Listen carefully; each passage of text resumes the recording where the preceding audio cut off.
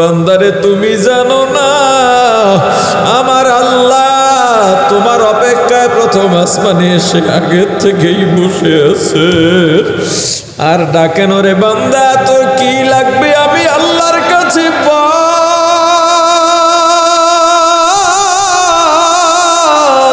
তোর কি অভাব তোর মনে কি কষ্ট আমি আল্লাহকে বল তুই যদি আমি আল্লাহকে ডাক দিস আমি আল্লাহ সাড়া দিয়া দেব দুইটা হাত আল্লাহর দরবারে উঠাইয়া কাঁদো নিজেকে একবারে ছোট বানায় দাও একবারে ছোট বানায় দাও আল্লাহ আমি কিচ্ছু না আমি একটা কুত্তার চাইতেও খারাপ আমি একটা শুয়ারের চাইতেও খারাপ যদি মাফ না পাই আমি একটা গরুর চাইতেও খারাপ আমি একটা ছাগলের চাইতেও খারাপ আমি হিংস্র জানোয়ারের থেকেও খারাপ তবে আমার আল্লাহ গো আমি যত খারাপ হই না কেন আমি তো আপনারই বান্দা আমি যত নাফরমানি হই না কেন আমি তো আপনারই বান্দা আপনি আমার মাবুদ ছেলে মেয়ে যদি মা বাবার সঙ্গে অন্যায় করে অনেক দূরে চলে যায় আবার কিন্তু সন্ধ্যায় মা বাবার দরজায় আসে ওই মাকে যখন মা বলে ডাক দেয় মা বলে দরজা খুলবো না সন্তান যদি চোখের পানি ছেড়ে মায়া লাগাইয়া ডাক দেয় মা গো মা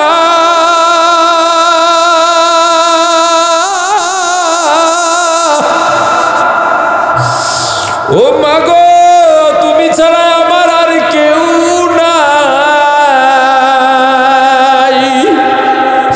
ওই মার দরজা খুলতে পারে না ওগো আমার আল্লাহ আমি যত গুনাহ করি না কেন আপনি আমার আল্লাহ আমি আপনার গোলাম আদর কইরা বান্দা বানাইয়া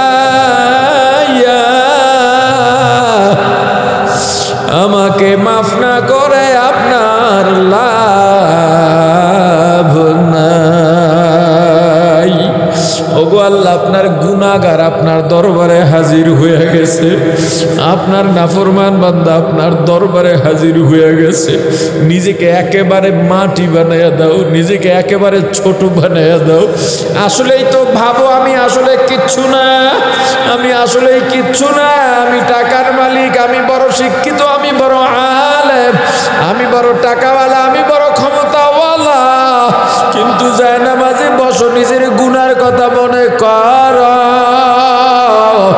দেখবা তোমার চাইতে নিজের কাছে এমন লাগবে আমার চাইতে বড় খারাপ আর কেউ নাই যদি একবার নিজের নিয়ে চিন্তা করতাম অন্যের সমালোচনা করার সাহস পাইত না নিজের গুনাহ নিয়ে যদি চিন্তা করতাম অন্যকে খারাপ বলার সময় সুযোগ পাইত না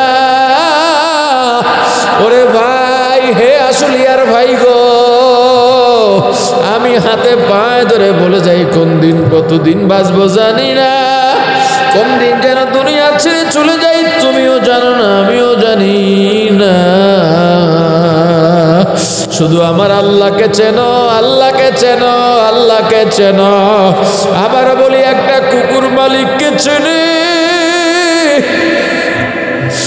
ওই কুকুরটা সারা রাত বাড়ি পাহারা দেয় কি পায়া হাড্ডি জুটা পৃথিবীতে সব থেকে বেশি ক্ষুধার্ত থাকে কুকুর এই কুকুরটাকে কোনো খাবার দিলাম না পোরমা পোলাও দিলাম না গোস্ত মাছ দিলাম না কাটা জুটা পাইয়াই কত কৃতজ্ঞ যখন ফজরের পর মালিক ঘর থেকে বের হয় দেখবেন কুকুরটা দৌড়াইয়া গিয়া কুনকুন করে আওয়াজ করে আর নিজের মুখটা মালিকের পায়ের কাছে ঘষ মালিক যদি লাথি দিয়া দূরে ফেলে দেয় কুকুরটা সেখানে গিয়েও কুনকুন করে লেজটা লড়ায় সাহেব হাইওয়াতুল হায়াল্লা কই কুকুরটা ডাক দিয়ে বলে মালিক আপনার বাড়ির কাটা জুটা খাইলাম আমার ভুল হইলে আমাকে মাফ করে দেন এ যারা গরু পালে তারা দেখছেন গরুটা বাজারে নিয়ে গেছেন বিক্রি করার জন্যে, বিক্রি করতে পারেন না, এই গরুর গলার মধ্যে রশি পেঁচাইয়া ছাইরা দেন, আপনারা কি আপনার বাড়ি গিয়া গরুটা পুষে যায়? আহারে কত কোরবানির বাজারেও আপনারা দেখেছেন, এর 2 বছর আগেও দেখা গেছে বড় সাইজের একটা ছাগল বিক্রি করছে। যেই লোক ছাগল ক্রয় করছে, ছাগল টানে, ছাগল মালিকের সাথে যায় না। এ পশু প্রাণীর কান্নার কোনো অনুভূতি নাই, হাসার কোনো অনুভূতি নাই। এরপর আল্লাহ মানুষকে দেখায় দিছেন ওই ছাগলটা যাইতেছে না, ছাগলের 2 চক্ষু দিয়া টপ টপ করে পানি পড়তেছে, আর ছাগলটা পুরান মালিকের দিকে তাকাইয়া শুধু ডাকতেছে আর ডাকতেছে। নতুন মালিক বলে, ওরে ভাই আমার টাকা ফেরত দেন, আপনার ছাগল নিয়ে যান, এই ছাগল আমার নেওয়া সম্ভব না। পুরান মালিক ছাগলের সামনে হাঁটু করে বসে ওই ছাগলকে ডাক দিয়া বলছে, ওরে ছাগল, কি যেন নাম রেখেছিল, ওই নাম ধরে ডাক দিছে, ওরে ছাগল তুই যদি না যাস আমার বড় লোকসান হয়ে যাবে। ওই ছাগলটা কি বুঝছে আল্লাহই ভালো জানে। পুরান মালিক বলছে, এখন আর আমি তোর মালিক না, আমার কথা যেভাবে মানতি এর কথা ওইভাবে মানবি, এ তোর মালিক। ছাগলটা পিছনের 2 পায়ের উপরে দাঁড়াইয়া সামনের 2 পা ওই পুরান মালিকের কাঁধের উপরে রাইখা ছাগল পুরান মালিকের কপালে একটা চুমা দিয়া নতুন মালিকের সঙ্গে হাঁটা শুরু করছে। আহারে গত কয়েকদিন আগে আমার খামারের একটা গরু বিক্রি করেছি, ওরা 4-5 জনের ধরে নিয়ে একেবারে ট্রাকের কাছে, ফার্ম থেকে ট্রাক ধরে ওখানে নিয়ে গেছে। রশিটা ছিঁড়া একবারে দৌড় দিয়া বুড়া গরু আইসা ওর জায়গায় আবার দাঁড়ায় রইছে।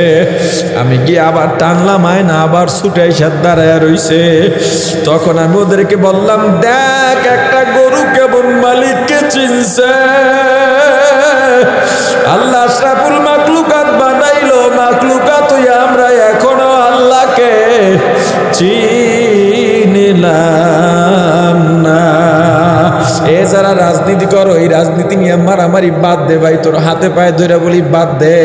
হে আওয়ামী লীগ, বিএনপি, যুবদল যুবলীগ, ছাত্রদল ছাত্রলীগ, বাইরে কোন দিন মারা যাবো জানি না, তুমিও কোন দিন মারা যাইবা তুমিও জানো না।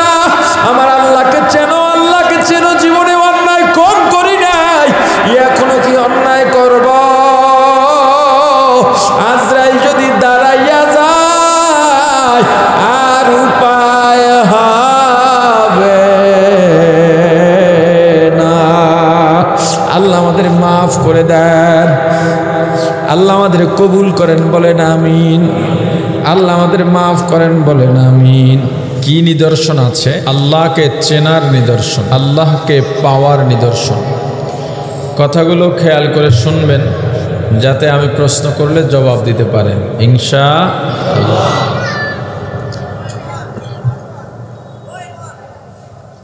কবর মৃত্যুর পরেই দেখা যায় কবরে কি হয়, অতএব এটা আগে পরীক্ষা করার সুযোগ নেই। আমি না দেখেই বিশ্বাস কেমনে করব, এই বিশ্বাস করার নিদর্শন।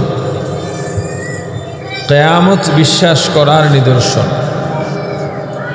জান্নাত জাহান্নাম যে সত্য, এগুলোর নিদর্শন। কি বলেছি শুরু থেকে, সারা বছর আল্লাহ বলে রাখছেন চন্দ্র সূর্য তার হুকুম মতো চলতেছে। আর এই যে মাখলুক আসমানের নিচে জমিনের উপরে, এর মাঝে নিদর্শন আছে কাদের জন্যে বলেন? জ্ঞানীদের জন্যে। আমি কি বারবার আপনাদেরকে বলার জন্য তালকিন করতে হবে? এটা আপনাদের দায়িত্ব। আমি প্রশ্ন করলে জবাব দেওয়া, আমার দায়িত্ব বয়ান করা এবং আপনাকে প্রশ্ন করা। আপনার দায়িত্ব বয়ান শোনা এবং প্রশ্নের উত্তর দেওয়া।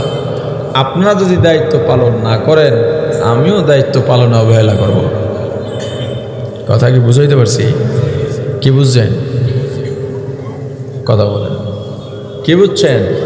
আপনারা দায়িত্ব অবহেলা করলে আমিও না, আমি তো আপনাকে গুতোয়া ঠেলে পর শুনাইতে পারবো না, কারণ ওইটা চলে মক্তবে, ওইটা চলে হিফজখানায়, ওইটা চলে কিতাবখানায়, ওইটা চলে স্কুলে।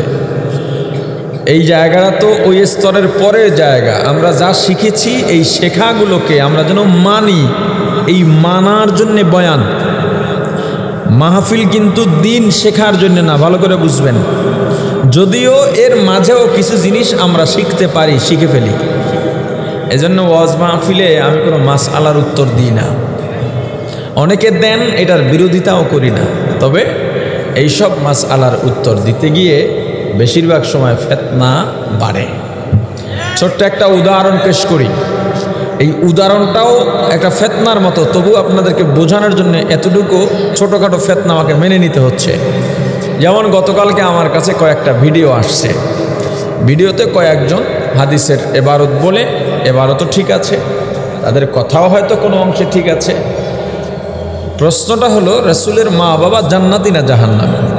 তারা হাদিস বলে বলে আমার রাসূলের মা বাবাকে জাহান্নামে পাঠিয়ে দিল, যে তারা জাহান্নামী। আমার কথা হলো, এই প্রশ্নই বা আপনি কেন করতে গেলেন হুজুরকে, আর হুজুরই বা কেন জবাব দিতে গেলেন? আমার রাসূলের মা বাবাকে আপনি জাহান্নামে পাঠাইয়া কি শান্তিটা পাবেন? আমি কথা বুঝাইতে পারি। যদি কথা এটাই হয়, তবুও এই আলোচনা করার কোনো যৌক্তিকতা আছে? আমি যদি বলি আমার রাসূলের মা বাবা জাহান্নামী, বলেন তো যারা রাসূল বিরোধী তাদের জন্য সুবিধা হইল না অসুবিধা হইল? আমরা যারা রাসূলের মহাব্বত ভালোবাসার কথা বলি, আমাদের জন্য সুবিধা হয়ে গেল না অসুবিধা হয়ে গেল? তাহলে এটা বলতে হবে কেন? আমাদের এই অঞ্চলে আমরা যে নামাজ পড়ি, আমরা হাত বাঁধি কোথায় বলেন?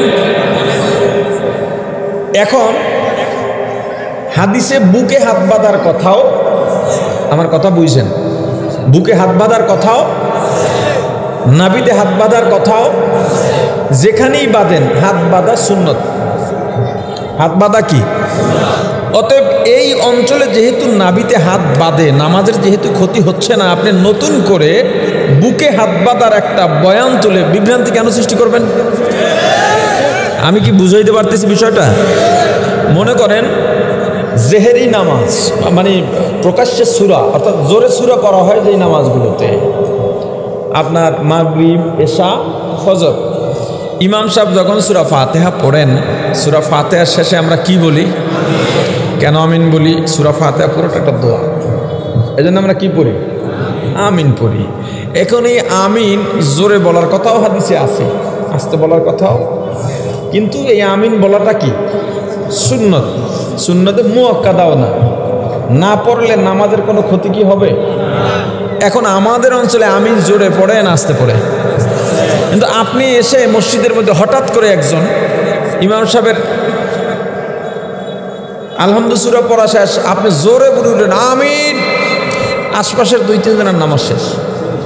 না, আপনার তো এখানে যেহেতু আমিন আস্তেও আছে জোরেও আছে, এই এলাকায় যেহেতু আস্তের আমল, আপনি সেখানে জোরে বলে কেন ফিতনা সৃষ্টি করতে হবে? আমি হলাম এই মেজাজের মানুষ, ফিতনা সৃষ্টির দরকার নেই। বয়ানে আমরা আসছি যেগুলো জানি, যেগুলো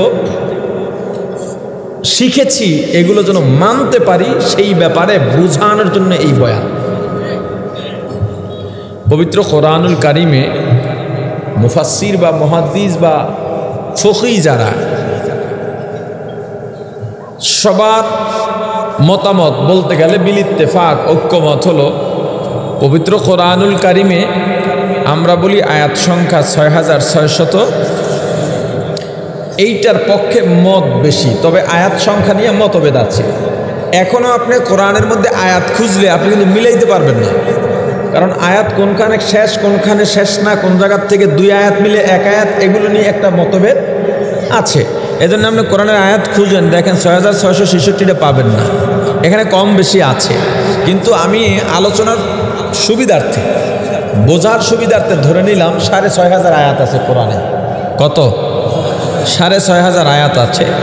এই 6500 আয়াতের মধ্যে মোটামুটি বলা যায় বিল ইত্তেফাক বা আল আকসারু হুকমুল কুল, এই হিসেবে সবাই বলেছেন, এটাও বলা যায় যে কোরআনের মধ্যে মাত্র 500 আয়াত হলো হুকুমের আয়াত।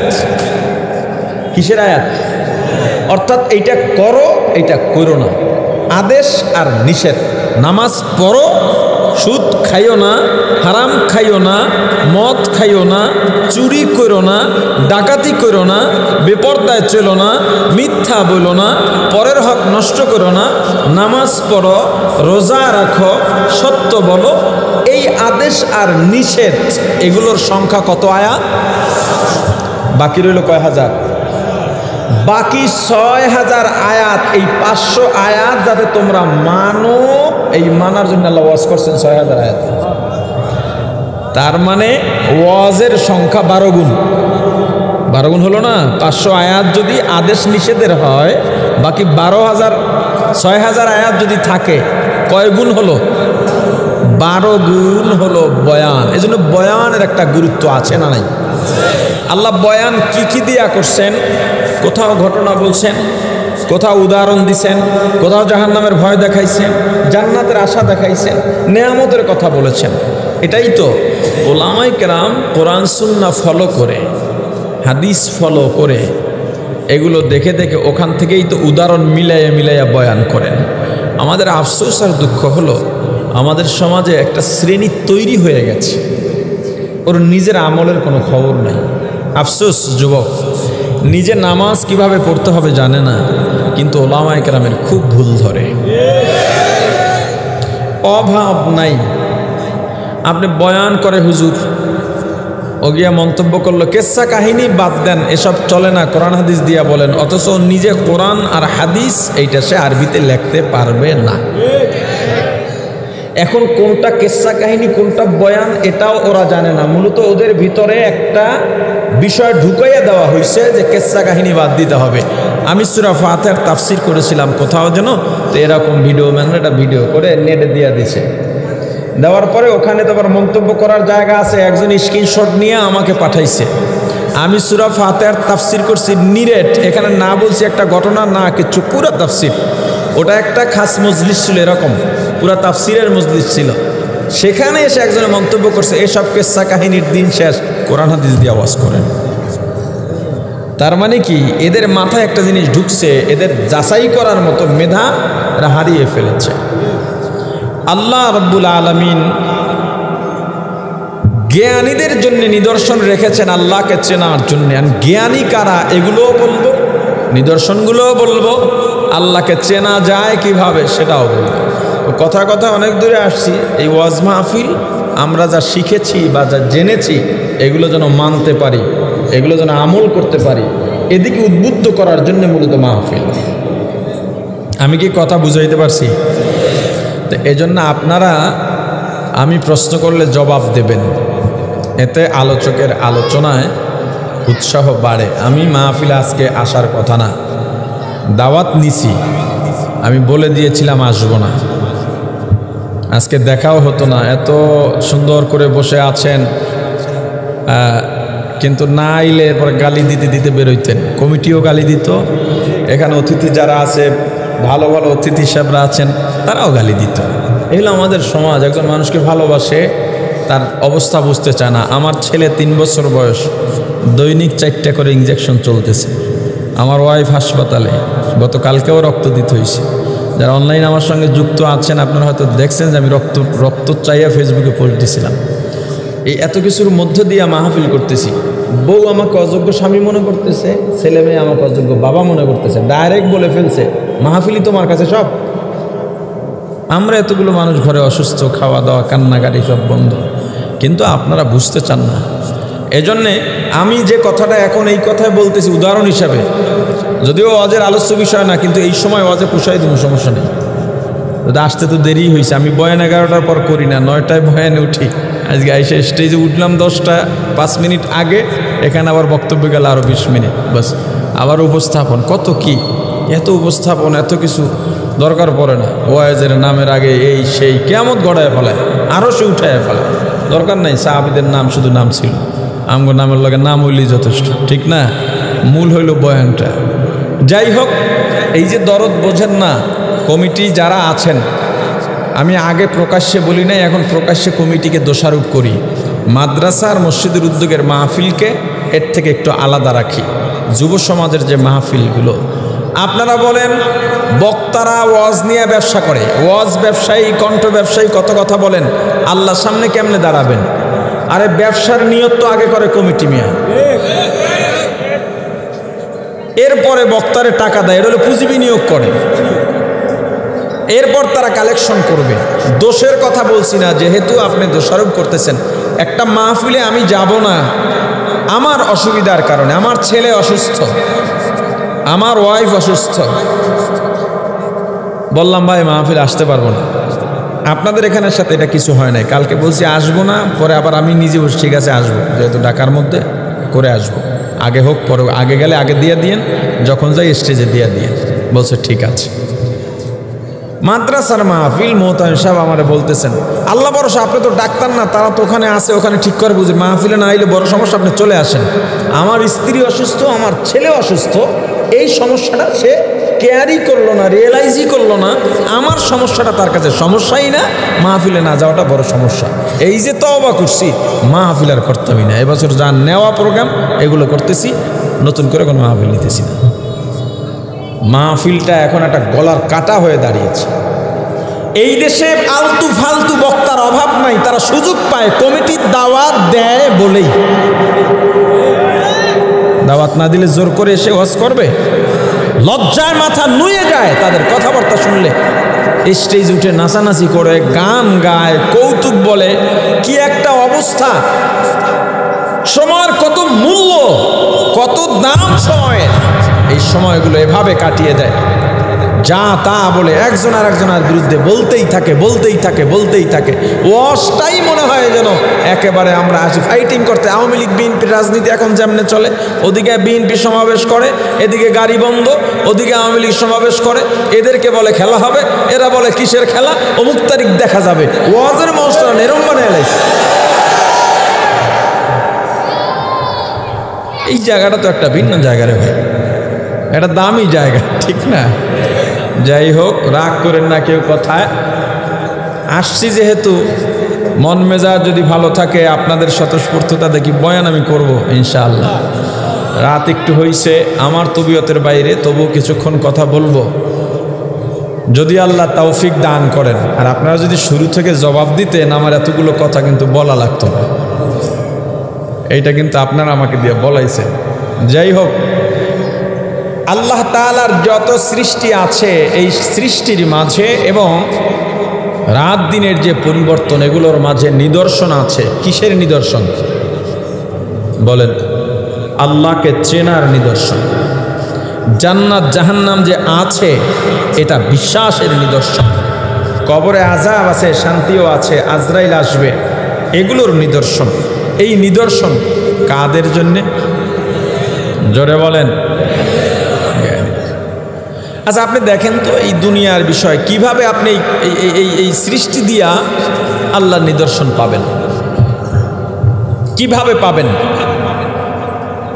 টিউবওয়েলে পানি ওঠে, পানি নিচ থেকে, পানির নিয়ম কি? নিচ থেকে উপরে যায় না, উপর থেকে নিচে যায়? বলেন বলেন। উপর থেকে নিচে যায়। আমি বাড়ির মাদ্রাসায় টিউবওয়েল বসাইছি এই গত সপ্তাহে। তখন টিউবওয়েল যারা বসায়, আমাদের ওদিকে 800, 1000, 1100 ফিট নিচে পাইপ দেয়। তো ওরা বলে ওদের ভাষায় এক এক লেয়ার এরকম এরকম, এত ফিট এত ফিট। আমি তো বুঝি না এখানে পানির চাপ এত। আমার মাথায় শুধু এতটুকু ধরছে, এতদিন বয়ান করছি, পানিতে মাটি ভাসে না ডোবে? আপনারা বোঝেন না? পুকুর আছে না আশেপাশে, মাটির চাকা ফালাইলে ভাসে না ডোবে? পাথর, বালু। এবার বলেন তো এই জমিনটা কিসের তৈরি? জোরে বলেন। মাটি, পাথর, বালু সবই আছে। এরপরেও বিশাল বিশাল অট্টালিকা, পাহাড়, গাছপালা, কোটি কোটি মানুষ। এবার বলেন পানির নিচে কি আছে? মাটির এই জমিনের নিচে কি আছে? একটা কবর খুঁড়ে 1 ঘন্টা রেখে দিলেই পানি উঠে যায়। আপনাদের অঞ্চলে 20, 30, 40 ফিট পাইপ দিলেই সুন্দর স্বচ্ছ পানি ওঠে টিউবওয়েলের মুখ ভরে ভরে। মাটির চাকা আমরা পানিতে ভাসাইতে পারলাম না, এত বড় জমিন ভাসতেছে। আজ পর্যন্ত কোনো বিজ্ঞানী বলার সাহস করে নাই যে এটা আমাদের গবেষণার ফল। বলছে? তাহলে এর পিছে একজন আছেন না নাই? তিনি কে? আওয়াজ দিয়া বলেন। গবেষণা করেন, আল্লাহ আছেন, পরিচয় পেয়ে যাবেন, খুব সহজে পরিচয় পেয়ে যাবেন। পানির উপরে জমিনটা ভাসে। যখন টিউবওয়েলওয়ালা বললেন এটার নিচে পাথর আছে, অনেক সময় পাথর বাজে, ওই যে নিচটা যেইটা কাটে মাটি গোল, দুইটা ভেঙে গেছে অনেক দূরে যাওয়ার পরে পাথর। তো বললো হুজুর এটা জেতা পাথর, এই পাথরের জীবন আছে, ওর নিচে যাইতে পারছে কি পারে নাই সেটা আমার বিষয় না। যেই মাখলুক আল্লাহর সরাসরি সৃষ্টি মানুষের মাধ্যমে তৈরি হয় না, যেমন এই মাইকটা মানুষের মাধ্যমে তৈরি হয়েছে, কথা বুঝেন নাই? কিন্তু ঘাসটা ওঠে, এটা কি মানুষ তৈরি করে? পাথর কি মানুষ তৈরি করতে পারে? অতএব যেটা আল্লাহ সরাসরি তৈরি করছেন এর মধ্যে জীবন থাকতে পারে। এবং আল্লাহ যেগুলো সৃষ্টি করেছেন কোনোটাই মানুষের ওয়াকাজের জন্য না, প্রত্যেকটা মানুষের উপকার এবং কাজের জন্য আল্লাহ সৃষ্টি করেছেন। যে পাথর বেজে পাথরটা সরে না, ভেঙে গেছে, এদিকে পানির চাপ গেলেই, এরপরে বললো 50 ফিট এক লেয়ার এই জমিন, এরপরে নিচে পানি, আমাদের অঞ্চলে যে পানিটা, এই পানিটার সাথে পুরা বালু, ওখান থেকে 100 ফিট নিচে যাওয়ার পরে আবার শক্ত মাটির লেয়ার 150 ফিট, ওই মাটি কেটে আবার নিচে যায়, সেখানে গিয়ে আবার পানি, ওই পানিটা আমাদের অঞ্চলে লবণাক্ত, এরপরে গিয়ে আবার একবারে নরম মাটি, এরপরে বালু, এগুলো কেটে কেটে একদম নিচে গিয়ে স্বচ্ছ পানি ওঠে। ওই পানির যে চাপ, যেটা আমি দেখেছি, আমার কাছে মনে হলো যে পানির বৈশিষ্ট্য হলো উপর থেকে নিচে যাবে। আল্লাহ এই জমিনকে, জমিনের নিচের পানি ঊর্ধ্বমুখী করে আল্লাহ জমিনকে ভাসিয়ে রেখেছে। এটা কোনো বিজ্ঞানী করতে পারে নাই। কোনো বিজ্ঞান যদি বৈজ্ঞানিক এটা করে থাকে, কিছু করতে পারে, এখান থেকে গবেষণা করে যে আল্লাহ তো এরকম করছেন, যেমন বিমান ওরে, বিমান যে বানালো, কোন গবেষণার ভিত্তিতে তারা বিমান বানালো? তারা আমার রসুলের মেরাজের জীবনী পড়েছে, যে একটা বোরাক হাওয়া দিয়ে উড়ে গিয়েছে। এই হাওয়ার পাওয়ারটা কি? হাওয়ার উপরে কাগজ ছাড়েন, কাগজটা ওড়ে না? ওড়েনি? গ্যাস উড়াইয়া নেওয়া যায়। কোরআন গবেষণা ব্যতীত এই পৃথিবীতে কোনো বিজ্ঞানী আজ পর্যন্ত কোনো আবিষ্কার করতে পারে না। কিন্তু আমরা নিজেদেরকে মূর্খ বানায় রাখলাম, আমরা নিজেদেরকে গর্ধব বানিয়ে রেখেছি। অথচ আল্লাহ বলেছেন আমার সৃষ্টি নিয়ে তুমি যদি গবেষণা করো তবে তুমি জ্ঞানী। আর এই গবেষণা করলে আল্লাহর পরিচয় পাওয়া যায়। যারা আল্লাহর পরিচয় পায় না, এত এত নিদর্শন দেখার পরেও যারা আল্লাহর পরিচয় পায় না, আজ থেকে 4 বা 5 আরো বেশি হবে বছর আগে এই বাংলাদেশে 6 মাত্রার ভূমিকম্প হয়েছিল কোন এক জানুয়ারি মাসে, ফজরের আগে আগে। আপনাদের মনে আছে? ভূমিকম্প বিশারদরা বলেছেন, গবেষকরা বলেছেন এই বাংলাদেশ দেবে যাওয়ার কথা, কিন্তু কিচ্ছু হয় নাই। আল্লাহ মিস কল দিয়ে দেখাইছেন, রে আমি চাইলে এক মুহূর্তে পুরো ধ্বংস করে দিতে পারি। ভূমিকম্পের নাড়া লাগছে, ফজরে মসজিদে জায়গা নেই, বাইরে চাটাই বিছায়া দিছে। জোহরের সময় আবার ইমাম, মুয়াজ্জিন আর খাদেম সারা মসজিদে কেউ নেই। ওরে বাটপার! তো এই জাতির জন্য কল্যাণ কিভাবে আসবে? যারা আল্লাহর এত নিদর্শন থাকার পরেও, এই যে চিত্রাং একটা বন্যা হওয়ার কথা ছিল, যেটা আমাদের কুমিল্লা, নোয়াখালী, ফেনীর এদিকে কিছুটা ভাঙচুর হয়েছে, কিছু মানুষ মারাও গেছে। এই চিত্রাং যদি আমাদের কুয়াকাটা থেকে উঠত, সব ভাসিয়ে নিয়ে যেত। পানি, একটা পানি, এই পানির মধ্যে এই জলোচ্ছ্বাস তৈরি করলেন কে? পৃথিবীর কেউ তো চেষ্টা করে আজ পর্যন্ত পারেনি। পানি কেন বাড়ে, কেন কমে, আজ পর্যন্ত চিন্তা করেছেন? জোয়ার ভাটা যেই নদীতে হয়, পানিটা কেন বাড়বে? একটু মাথায় এটা ঢুকান, পানিটা কেন বাড়বে এবং পানিটা আবার কেন ভাটা লেগে একেবারে সীমানার বাইরে চলে যাবে? কি কারণে? আবার অমাবস্যা পূর্ণিমায় পুরা নদী ভরে যায়। কোথায় যায়? বৃষ্টির এত এত পানি, বঙ্গোপসাগরেও এত পানি নাই। বৃষ্টির পানির যে পরিমাণ একবার আপনি চিন্তা করেন নাই? বৃষ্টির পানি যে কি পরিমাণ, কোথা থেকে পানিটা আসে, আবার এত পানি কোথায় চলে যায়? কোথায় গেল পানি?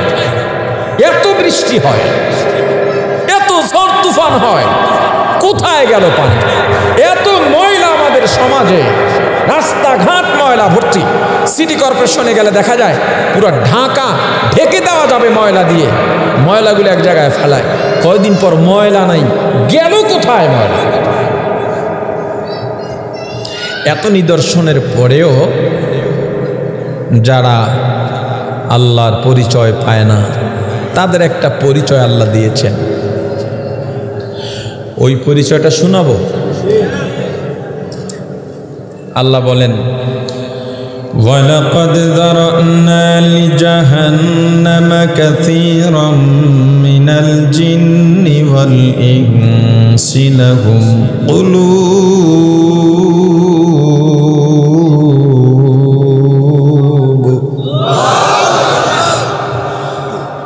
لَهُمْ قلوب لا يفقهون بها ولهم أعين لا يبصرون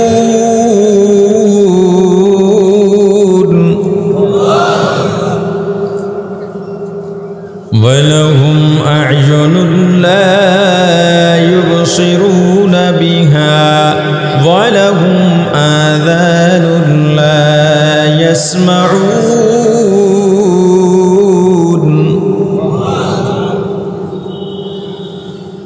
ولهم آذان لا يسمعون بها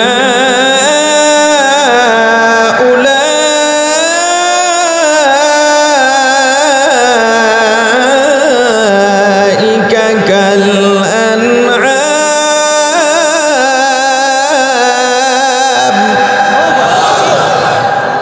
गर्ब सूरत आदमी इन साबुदे अहमद अबू जहलो हम के साबुदे। মুসলমান মানুষের মতো দেখলেই মানুষকে মানুষ বলা যায় না, মানুষের মতো কথা বলতে পারলেই মানুষকে মানুষ বলা যায় না, মানুষের মতো চলতে ফিরতে পারলেই মানুষকে মানুষ বলা যায় না, মানুষের মতো হাত পা থাকলেই মানুষকে মানুষ বলা যায় না, মানুষের মতো দেখলেই যদি মানুষকে মানুষ বলা যাইতো, আবু জাহেলের চেহারা আর নবীজির চেহারা প্রায় দেখতে একই রকম ছিল। নবীজি যেই বংশের থেকে দুনিয়াতে আসছেন, আবু জাহেলও সেই বংশের থেকে দুনিয়াতে আসছে।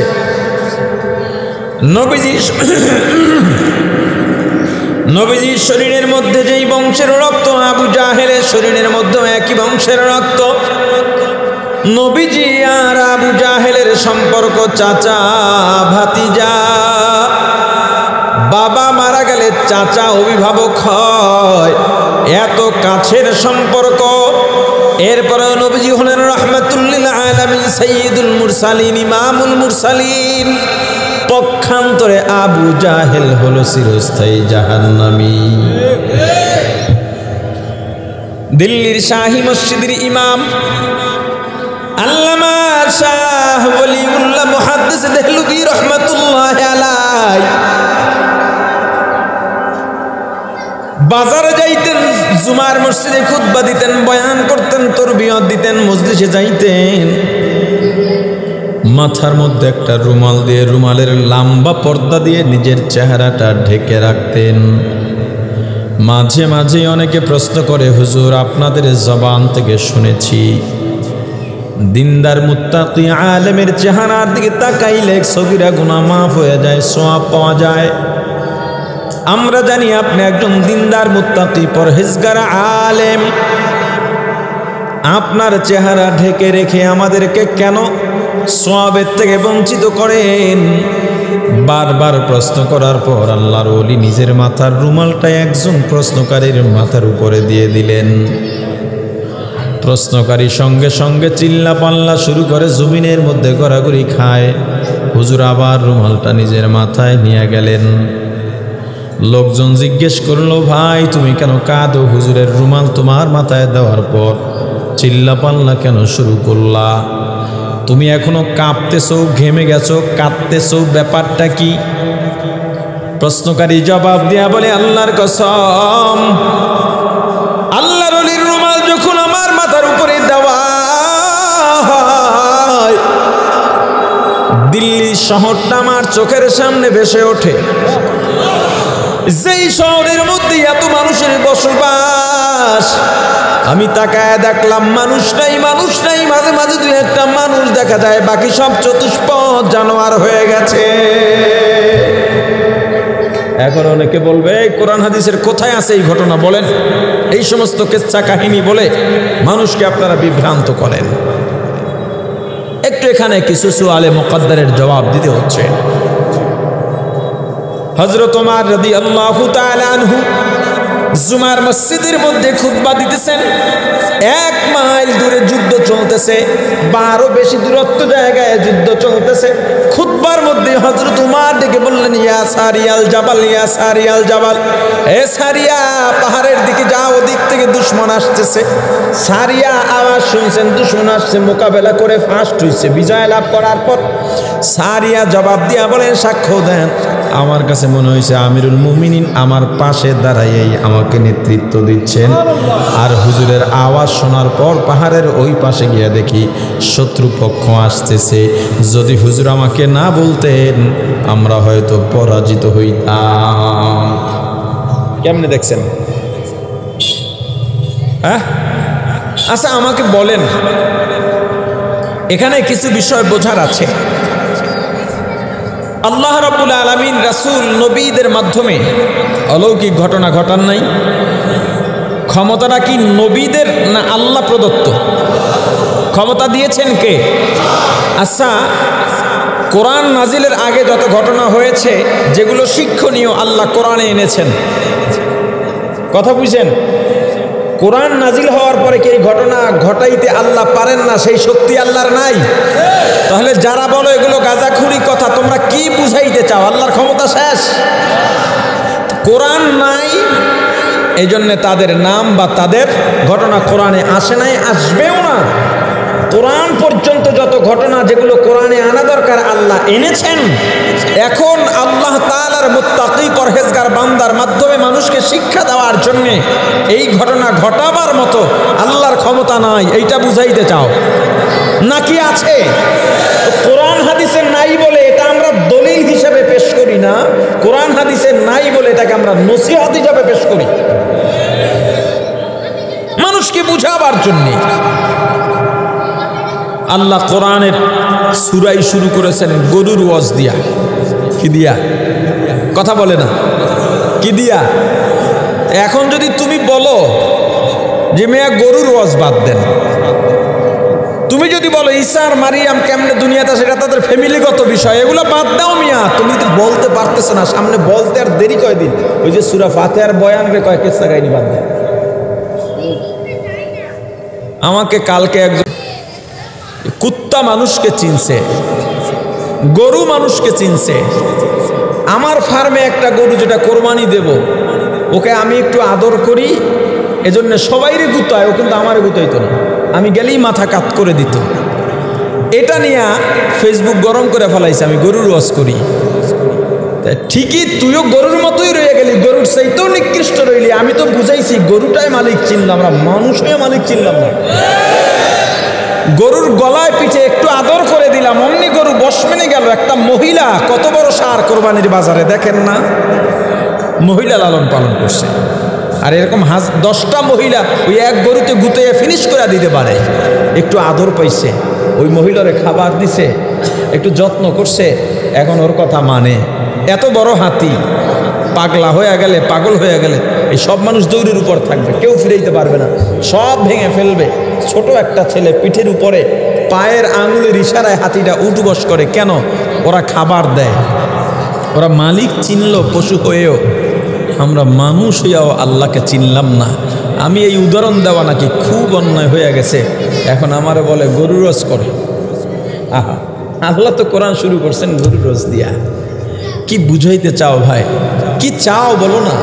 যে ওলামায়ে কেরাম সব বসে যাক, তোমাদের মন মতো ইসলাম প্রচার করুক। মন মতো ইসলাম, তুমি প্যান্ট পরো খারাইয়া মতো, এইটা হুজুরা ফতুয়া দিলে ওই হুজুর তোমার কাছে, এত বড় হুজুর আর পৃথিবীতে নাই। হুজুর যদি ফতুয়া দেয় মহিলারা মুখ খুইলা চলতে পারবে, এর চেয়ে বড় হুজুর তোমার কাছে আর নাই, কারণ তোমার মন মতো হইছে। হুজুর যদি বলে গান বাজনা শোনা যায়, কারণ হুজুরই তো গানের সুরে গান বলে। একটা গানের সুরে যদি আমি গজল বানাই, ওই গানটা না শুই নাকি সুর পাওয়া যায়? ওই সুরটা ধরতে কতবার ওই গানটা শোনা লাগে, এরপর ওই সুরে আমি একটা গান বানাইয়া গজল বানাই এখানে আপনাকে শুনাইলাম। আহা, আমি আছি কোথায়? আমি আছি কোথায়? মন মতো ইসলাম চাও। যারা বলে সুন্নতি লেবাস, লেবাসের মধ্যে কোনো সুন্নত নাই, প্যান্ট শার্ট পরলেও হয়, এর উদ্দেশ্য খারাপ। ফতুয়া কি? প্যান্ট শার্ট পরা জায়েজ। ভালো করে বুঝছেন? ফতুয়া কি?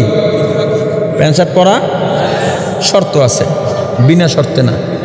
প্যান্ট এমন ঢিলা ঢালা হতে হবে, তার লজ্জাস্থান বা স্পর্শকাতর কোনো অঙ্গ যাতে বোঝা না যায়, রুকুতে গেলেও যাতে বোঝা না যায়, সেজদায় গেলেও যাতে বোঝা না যায়, এতটুকু ঢিলা ঢালা হতে হবে।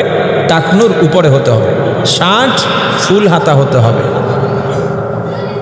কিন্তু এইটা লেবাস তাকওয়া না, যেই লেবাসে তাকওয়া অর্জন হয়। তাকওয়ার লেবাস কোনটা? তাকওয়ার লেবাস ওই লেবাস যেই লেবাস পরে গুনাহ করা যায় না। এই আজি সাহেব এই লেবাস নিয়ে সিনেমায় যাইতে পারবে? একটু ভালো করে কর। লুডো খেলায় বসতে পারবে, জুয়া খেলায় বসতে পারবে, তাস খেলায় বসতে পারবে, ক্যারাম নিয়ে দাঁড়াইতে পারবে। এটা লেবাস, তা বুঝছেন? এটা তাকওয়ার পোশাক।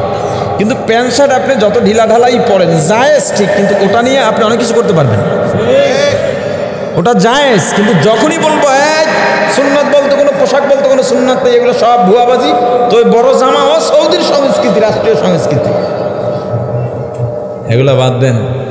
মন মতো ফতুয়া চান, বুঝি তো দেব কেমনে? ধরা যে এক জায়গায়। আল্লাহ বলেন ওয়ালাকাদ যারানা লিজাহান্নামা কাসীরা। হে যুবক ভালো করে শোনো, পর্দানের মা বোনেরা ভালো করে শোনো। ওয়ালাকাদ যারানা লিজাহান্নামা কাসীরা, আল্লাহ বলেন আমি আল্লাহ অধিকাংশের জন্য জাহান্নাম বানিয়েছি। কমের জন্য জাহান্নাম না বেশির জন্য জাহান্নাম? আহা, জবাব পাচ্ছি না। কে বলছেন? বেশিরভাগ যারা জাহান্নামে যাবে তারা কারা? মিনাল জিন্নি, জিনদের মধ্য থেকে বেশিরভাগ জিন যাবে জাহান্নামে। মিনাল ইনসি, মানুষদের মধ্য থেকে বেশিরভাগ মানুষ যাবে জাহান্নামে। এই বেশিরভাগ জিন আর মানুষ যারা জাহান্নামে যাবে, কেন যাবে? এক নম্বরে আল্লাহ বললেন লাহুম কুলুব, আমি আল্লাহ তাদেরকে অন্তর দিলাম, কলব দিলাম, লা ইয়াফকাহুনা বিহা, অন্তর দিয়া চিন্তা ফিকিরি করে না, তাফাক্কু করে না, তাফাক্কুর করে না, গবেষণা করে না। কেন গবেষণা করবা? কি নিয়ে গবেষণা করবা? আল্লাহ বলেন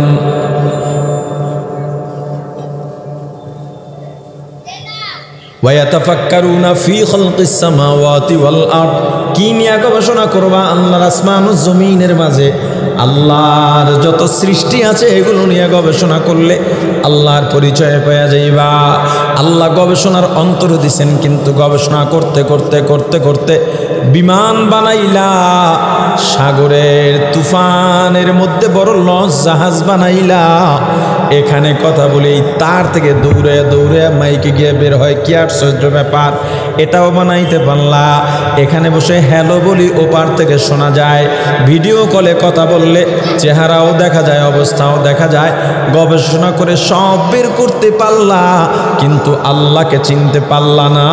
আল্লাহ বলেন, তোমার মতো বড় বিজ্ঞানী আমি আল্লাহর কাছে জ্ঞানী নও। তোমার পরিচয় আল্লাহ দিয়েছেন আয়াতের শেষ দিকে, উলাইকা কাল আনআমি বাল হুম আদল।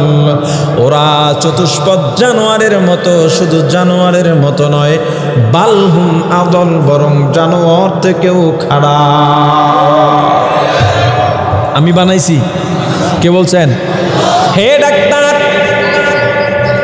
আল্লাহ তোমাকে কলম দিছেন গবেষণা করতে করতে করতে করতে তুমি মুখটা ছিঁড়ে ফেলো, ওপেন হার্ট সার্জারি করতে পারো, তুমি কিডনিটা প্রতিস্থাপন করতে পারো, পেটের মধ্যে সব চিরে ফিরে আবার লাগাই দিতে পারো। গবেষণা করতে করতে করতে করতে পারো, ডাক্তার হয়ে গেছো।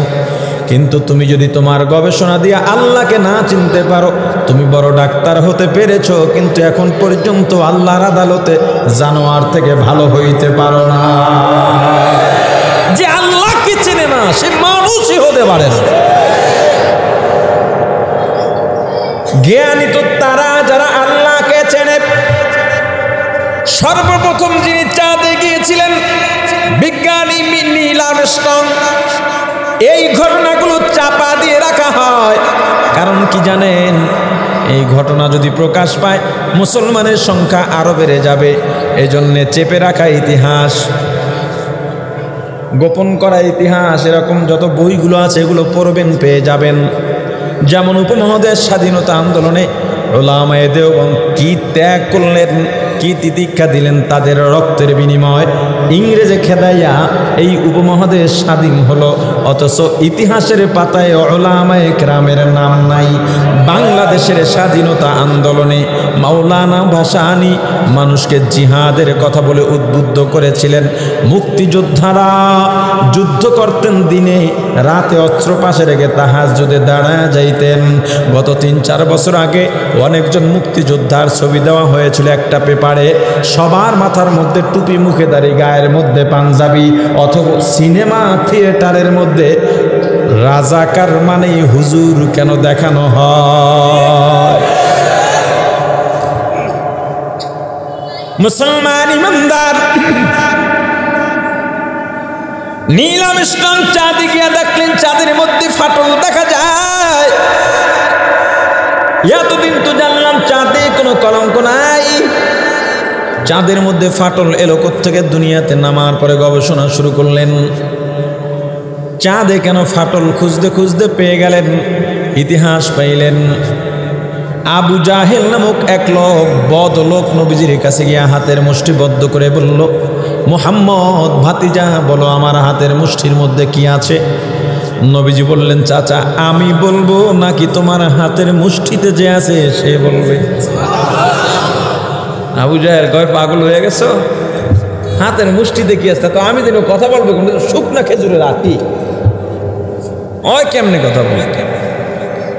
দুজনার কথোপকথন চলতেছে, এর মধ্যেই হাতের মুষ্টির মধ্য থেকে শুকনা খেজুরের দানা বলে উঠলো, আশহাদু আল্লাহ ইলাহা ইল্লাল্লাহু ওয়াহদাহু লা শারীকা লাহু ওয়া আশহাদু আন্না মুহাম্মাদান আবদুহু ওয়া রাসূলুহু। মুহাম্মদ আরবি হায়ওয়া নবী রাস্তে পেশোয়া, मुहम्मद अरबी है व नबी रस्ते पे शोआ, आलम हुआ उसकी पैदा यश से उजाला, आलम हुआ उसकी पैदा यश से उजाला, शफीउल उमम हमारा नबी रोज़ क़यामत, शफीउल उमम हमारा नबी रोज़े क़ियामत शफाअत करेगा अल्लाह के पास गुनहगार उम्मत, शफाअत करेगा अल्लाह के पास गुनहगार उम्मत। আবু জাহেল ডাক দিয়া বলে, মুহাম্মদ তুমি এত বড় জাদুকর জানতাম না। ইসলাম কবুল করে নাই, তার আগে বলেছিল তুমি যদি বলতে পারো হাতের মুষ্টির মধ্যে কি আছে, বলতে পারলে আমি ঈমান আনব। আবু জাহেল চলে গেল, কয়েকদিন পর আবার আসছে, মুহাম্মদ আজকে যদি একটা কাজ করে দেখাইতে পারো, আর কাল বিলম্ব করব না, আমি কালেমা পড়ে তোমার উপরে ঈমান আনবো, মুসলমান হয়ে যাব, আল্লাহর সঙ্গে আর কাউকে শরীক করব না। বলে চাচা কি করতে হবে? একটা পোড়া খেজুরের আটি দিয়া বলে এটা মাটির মধ্যে পুঁতে আমাকে গাছ বানায় দেখাও। গাছ বানাইলেই হবে না, গাছটা বড় বানায় দেখাও। বড় বানাইলেই হবে না, গাছের থেকে খেজুর বের করে দেখাও। খেজুর বের করলেই হবে না, খেজুর পাকাইয়া আমারে খাওয়াইয়া দেখাও। আল্লাহর রাসূল পারছিলেন কিনা? জোরে কোন?